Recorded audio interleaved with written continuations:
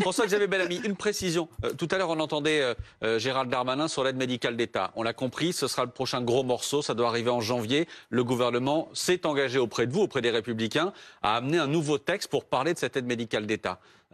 Gérald Darmanin dit ce soir, oui, on verra ce qu'il y aura dedans. En gros, on s'est engagé à rien concrètement, on s'est engagé à reparler du texte, mais on verra ce qu'il y aura dedans. Vous êtes rassuré ce soir sur le déclenchement de ces nouvelles discussions autour de l'aide médicale d'État? La seule question qui se pose ce soir, c'est est-ce que le gouvernement apprend de ses erreurs? L'engagement qu'a pris le gouvernement, c'est un engagement écrit, signé d'Elisabeth Borne, Première ministre.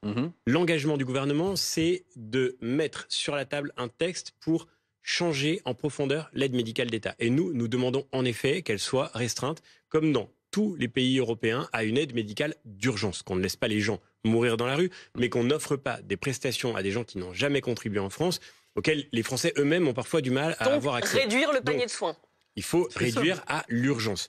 Et cette réforme-là, si le gouvernement l'amène sur la table en janvier prochain, avec un angle qui devrait contenter la gauche de son groupe, qui devrait contenter M. Sacha Houlié, M. Gilles Legendre, tous ceux qui aujourd'hui ont voté contre ce texte. Mais alors, les mêmes causes produiront les mêmes effets. Et on va revivre la dramaturgie que l'on vit depuis quelques jours. Comme on l'a fait ce soir. Donc maintenant, le sujet pour nous, encore une fois, je le redis, le sujet c'est le contenu. Et on ne va pas, bien sûr, s'arrêter là parce que, effectivement, vous le disiez tout à l'heure, il y a l'étape du Conseil constitutionnel et nous savons très bien qu'aujourd'hui, un des enjeux majeurs pour que la France retrouve la maîtrise de sa politique migratoire, c'est l'enjeu constitutionnel.